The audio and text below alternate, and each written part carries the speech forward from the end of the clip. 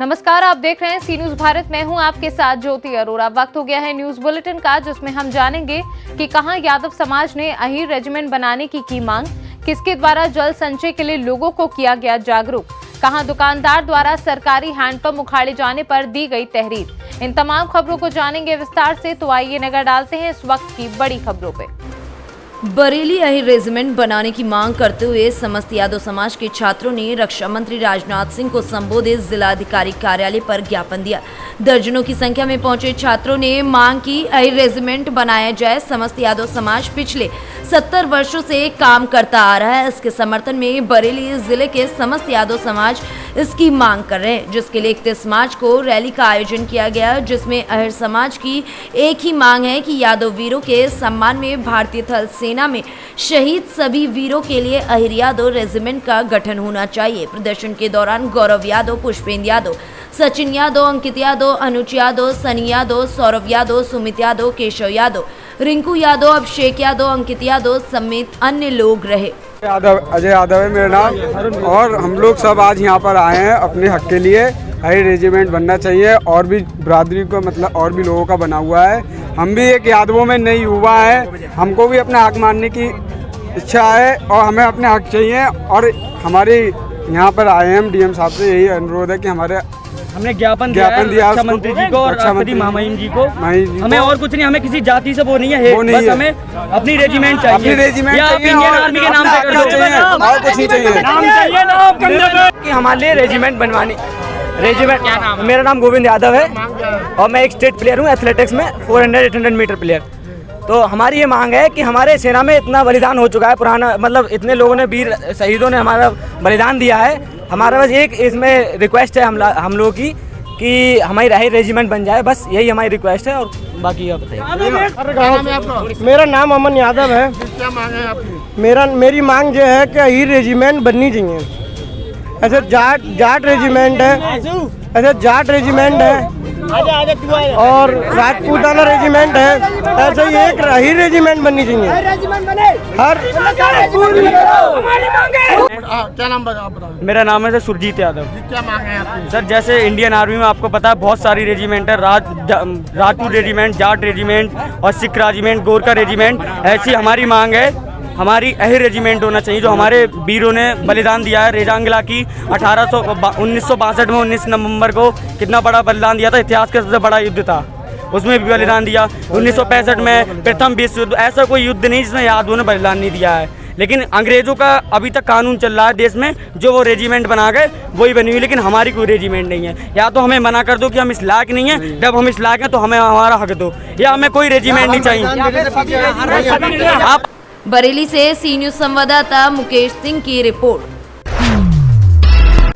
कोतवाली जिले से क्षेत्र की ग्राम पंचायत नगवाई में पंचायत घर पर राष्ट्रपति द्वारा चलाए गए अभियान कैच दी रेन के अंतर्गत ग्राम विकास अधिकारी विशाल गौतम द्वारा सभी ग्राम वासियों को पानी बचाने की शपथ दिलाई गई। साथ ही सभी लोगों को पानी की बचत के लिए प्रेरित किया गया।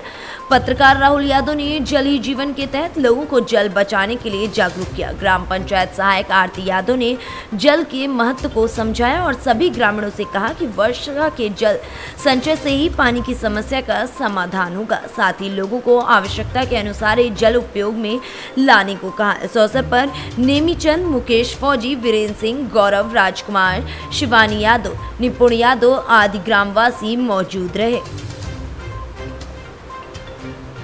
एटा से सी न्यूज संवाददाता राघवेंद्र अगरिया की रिपोर्ट। एटा से टुंडला जा रही पैसेंजर ट्रेन रास्ते में पटरी टूटे होने की वजह से बड़े हादसे के शिकार हो सकती थी, लेकिन बुजुर्ग महिला ने सबकी जान बचाई। बुजुर्ग महिला ने लाल साड़ी को दिखाकर ट्रेन को रुकवाया। ये मामला कुशवाहा और जलेसर स्टेशन के बीच का है।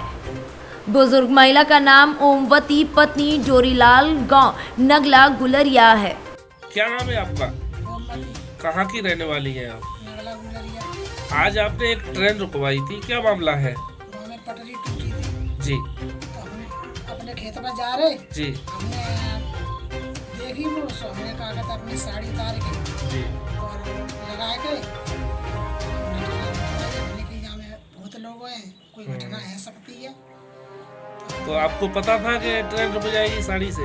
भाई साड़ी से हमें जो पता है कि जो झंडी पंडी लगा देते हैं, कहते हैं लोग बहुत से के लाल झंडी से खतरा हो जाता है, जी। तो मतलब ट्रेन रुक जाती है। आप भी लाल साड़ी पहनी थी? लाल साड़ी पहनी है, हम खेत में जा रहे हैं मतलब। एटा से सी न्यूज संवाददाता राघवेंद्र अगरिया की रिपोर्ट। इटावा में बड़े हादसे का इंतजार कर रहे हैं विद्युत विभाग। ताखा तहसील क्षेत्र में 12 प्राथमिक विद्यालय ऐसे हैं जो विद्युत विभाग की लापरवाही के कारण कभी भी बड़े हादसे का शिकार हो सकते हैं। कई बार स्कूल के प्रशासन ने विद्युत विभाग को इस बारे में जानकारी दी, लेकिन विद्युत विभाग का कोई भी कर्मचारी मामले को संज्ञान में नहीं ले रहा है। ताखा तहसील के 12 स्कूलों में हाई टेंशन लाइन के तार लटकते नजर आ रहे हैं। यहाँ कभी भी बच्चों, शिक्षकों व किसी के साथ बड़ा हादसा हो सकता है, लेकिन विद्युत विभाग के कर्मचारी इससे अनजान बने हुए हैं। इटावा से सी न्यूज संवाददाता नितेश यादव की रिपोर्ट। हलिया थाना क्षेत्र के हलिया कस्बा निवासी धर्मेंद्र दुबे ने हलिया कस्बे में सड़क किनारे लगे सरकारी हैंडपंप को उखाड़कर दुकान में रख लिया, जिस पर बिल्डिंग मटेरियल दुकानदार के विरुद्ध तहरीर देकर कार्रवाई की मांग की गई है। दी गई तहरीर में बताया गया कि अपनी निजी कार से खलियान की तरफ गया था। प्यास लगने पर सड़क किनारे लगे सरकारी हैंडपंप के पास गया तो हैंडपंप गायब था।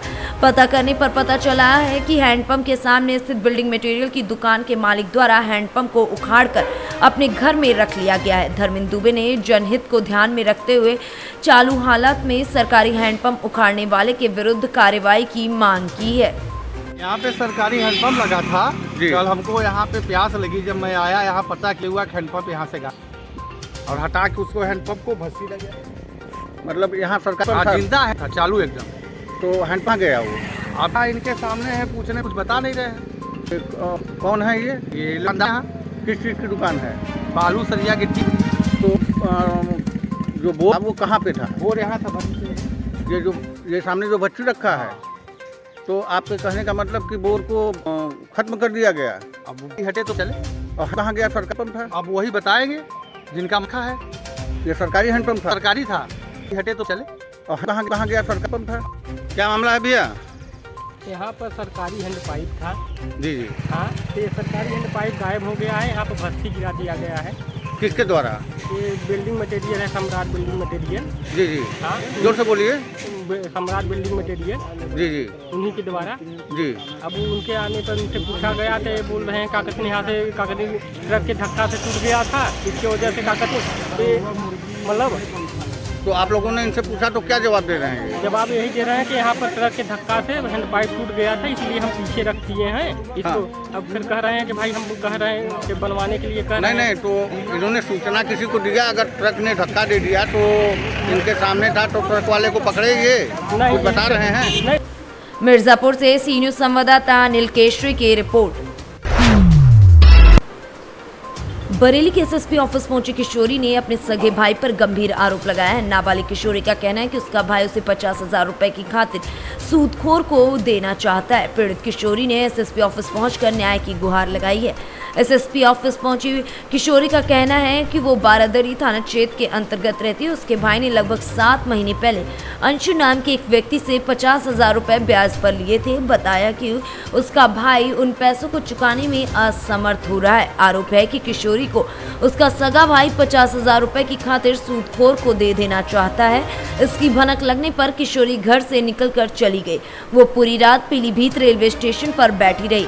दिन निकलने के बाद उसने बरेली का रुख किया और सीधे एसएसपी ऑफिस पहुंची।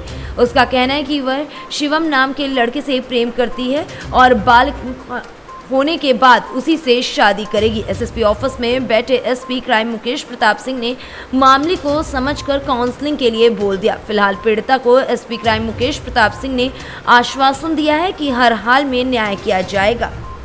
रोल कहाँ की रहने वाली हो, क्या मामला है? सर मैं कालीवाड़ी की रहने वाली हूँ। सर मेरा भैया जो है, मैं क्या नाम है मतलब नाबालिग हूँ अभी। सर मैं शादी वादी नहीं करना चाहती हूँ। मेरे भैया ने जिस लड़के से 50,000 रुपये लिए, मेरे घर वाले उससे जो शादी कराना चाह रहे हैं। सर मैं उससे शादी नहीं करना चाहती हूँ। सर कालीवाड़ी। क्या हुआ तो आपके साथ घटना क्या हुई थी? सर ऐसा हुआ था कि मैं अपने घर में थी और क्या नाम है, मेरे भैया ने जिस लड़के से 50,000 रुपये लिए थे वो 50,000 रुपये वो दे नहीं पा रहा है। तो मेरे भाई ने उस लड़के से ये कह दिया थी कि मैं तेरी अपनी बहन से शादी करा दूंगा। वो लड़का हर समय मुझे धमकियाँ मतलब बहुत ज़्यादा टॉर्चर करता था। तो इसी वजह से मैं रात में कल गुस्से में घर से निकल आई थी और कल पीलीभीत स्टेशन पर मैं बैठी रही पूरी रात, ऐसी बैठी रही। और फिर उसके बाद क्या नाम है, मतलब बहुत ज़्यादा मैं परेशान हो गई थी, तो मैं यहाँ आई हूँ और मुझे अपनी प्रॉब्लम से सॉल्व करनी है आज ही के आज। आप क्या चाहती हो? सर मैं क्या नाम है, मतलब एक आकाश नाम के लड़के से बात करती हूँ। सर मैं जब बालिग हो जाऊँगी फिर मैं उससे शादी कर लूँगी। और अगर अभी मेरे घर वाले आते भी हैं तो घर वाले मुझे घर लेके जाने के लिए कहेंगे, तो सर मुझे वहाँ मारने पीटने के लिए डर है। आपके परिवार में आपके भाई के अलावा कौन कौन है? सर मम्मी है, पापा है, छोटा भाई है और एक मेरा शिवम भाई है। वो लोग क्या कहते हैं? सब वो लोग भी भैया ज़्यादा उन पे चिल्लाते हैं, मारते पीटते हैं, तो फिर वो लोग भी राज़ी हो गए मेरे घर वाले।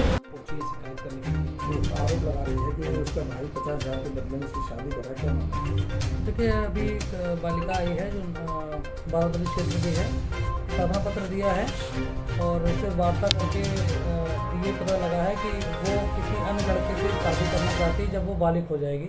उसकी काउंसलिंग कराई गई है यहाँ पर और संबंधित थाने के बाल कल्याण अधिकारी से वार्ता की गई कि इनके पारिवारिकजनों की भी कल काउंसलिंग कराएं।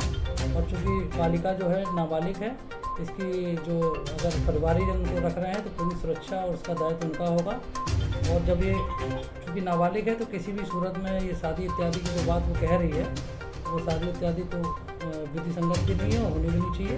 मुझे ऐसा लग रहा है कि ये किसी अन्य लड़के के साथ रहना चाहती है या शादी करना चाहती है, जैसा कि उसने बताया। तो उसको भी काउंसलिंग करा दी गई है, उसकी जान माल की सुरक्षा और उसकी काउंसलिंग की कार्रवाई कर दी गई है, थाने को बता दिया गया। साथ ही एक आरोप लगाया है कि 50,000 रुपये के एवज में उसकी शादी किसी दूसरे लड़के के साथ की जा रही है। हाँ, उस प्रार्थना पत्र में आरोप लगाया है, उसके संबंध में बता दिया गया है और परिवारजनों की काउंसलिंग करी जा रही है और ये बता दिया गया है। ऐसा लग रहा है कि वो अन्य किसी लड़के से संपर्क में है वो, इसलिए वो ऐसे आरोप लगा रही है। फिर भी इसमें सतर्कता बरती जा रही है। ठीक है। बरेली से सी न्यूज़ संवाददाता मुकेश की report. UP board paper leak होने के बाद बुलंदशहर प्रशासन सतर्क हो गया। परीक्षा सेंटर का डीएम और एसएसपी ने स्थलीय निरीक्षण कर व्यवस्थाओं का जायजा लिया। स्ट्रांग रूम में रखे क्वेश्चन पेपर के सुरक्षा मानकों की स्कूल प्रशासन से जानकारी ली। जनपद के सभी 110 सेंटरों पर 24 घंटे मजिस्ट्रेट की तैनाती रहेगी। निष्पक्ष और नकलविहीन परीक्षा कराने के लिए डीएम और एसएसपी ने निरीक्षण किया। बुलंदशहर के खुर्जा में पुराना जीटी रोड स्थित रिफाहे आम इंटर में परीक्षा सेंटर की तस्वीरें सामने हैं। सर आज आपने निरीक्षण किया है कॉलेज का, क्या कुछ मामला है? आज इंटरमीडिएट की इतिहास की परीक्षा हो रही है और मैं और एसएसपी साहब दोनों, डीआईओएस भी है, एडीएमई भी है, हम लोग परीक्षा केंद्रों का भी निरीक्षण कर रहे हैं और इसके साथ साथ जो परीक्षा केंद्र पे स्ट्रांग रूम बनाया गया है जिसमें क्वेश्चन पेपर्स रखे गए हैं उनका भी जो इनको प्राप्त करा गए उनसे, और जो सुरक्षा के मानक हैं जिस हिसाब से पेपर रखा जाना है, क्या क्या सावधानी बरतनी है, इन सारे बिंदुओं का भी हम लोग निरीक्षण कर रहे हैं। न केवल यहीं बल्कि हमारे जनपद में 110 परीक्षा केंद्र हैं। एसडीएम्स, एडीएम्स और अन्य अधिकारियों को लगा करके सभी परीक्षा केंद्रों का सत्यापन कराया जा रहा है। इसके अलावा 24 घंटे यहाँ पे एक मजिस्ट्रेट तैनात रहेगा 24/7 8 घंटे की ड्यूटी पर, ताकि परीक्षा की शुचिता बनी रहे और नकल भी। बुलंदशहर से सी न्यूज़ संवाददाता नितिन सिंह की रिपोर्ट। कन्नौज के ठठिया थाना क्षेत्र के अंतर्गत खैरनगर में तैनात दरोगा राजीव सिंह चौहान पर दहेज के एक मामले में रिश्वत मांगने का सनसनीखेज आरोप लगा है। इसकी भनक लगते एंटी करप्शन की टीम ने दरोगा को हिरासत में ले लिया और उसे सदर कोतवाली लेकर पहुंची, जहां टीम के अधिकारी दरोगा से कमरे में पूछताछ करने में जुटे हैं। मामले को लेकर जब एंटी करप्शन टीम के अधिकारियों से संपर्क करने का प्रयास किया गया तो वह मीडिया से बचते नजर आए और जांच पूरी होने तक कुछ भी बोलने से इनकार किया। बताते चलें कि पीड़ित की शिकायत पर एंटी करप्शन टीम ने दरोगा को हिरासत में लेकर पूछताछ शुरू कर दी है। कन्नौज से सी न्यूज़ संवाददाता सीबू सैनी की रिपोर्ट। हत्या के मामले में सजा काट रहे कैदी की बिगड़ी तबीयत, कोर्ट में पेशी के दौरान बीमार हुआ कैदी जिला अस्पताल में कराया गया भर्ती। जिला अस्पताल के चिकित्सकों ने गंभीर हालत देखते हुए आगरा के लिए रेफर कर दिया। 2014 में पटियाली कोतवाली क्षेत्र में आपसी झगड़े में हुई थी एक 20 वर्षीय युवक की हत्या। युवक की हत्या के मामले में सजा काट रहा है रामगोपाल। कासगंज की पचलाना जेल में निरुद्ध है कैदी रामगोपाल। कासगंज से सी न्यूज संवाददाता केशव उपाध्याय की रिपोर्ट। सुसनेर में 6 वर्षीय नाबालिग बालिका के साथ बलात्कार का मामला सामने आया। 5 पुलिये के पास स्थित नाबालिग के परिवार की दुकान में हुई है वारदात। पुलिस ने आरोपी रामगोपाल पिता नग्गा मेघवाल निवासी नादना के खिलाफ बलात्कार एवं पास्को एक्ट में प्रकरण दर्ज कर आरोपी को गिरफ्तार किया। घटना को लेकर सुसनेर में तनाव है, पुलिस की कार्रवाई जारी है। वहीं सुसनेर प्रशासनिक अमले के द्वारा आरोपी के मकान को तोड़ा गया। आरोपी की मां बोली, बुरे काम का बुरा नतीजा होता है। बेटे की दिमागी हालत ठीक नहीं है, इसका इलाज करवाया जा रहा है। आगर मालवा से सी न्यूज संवाददाता बाबूलाल यादव की रिपोर्ट। फिलहाल इस बुलेटिन में बस इतना ही। आप देखते रहिए सी न्यूज भारत।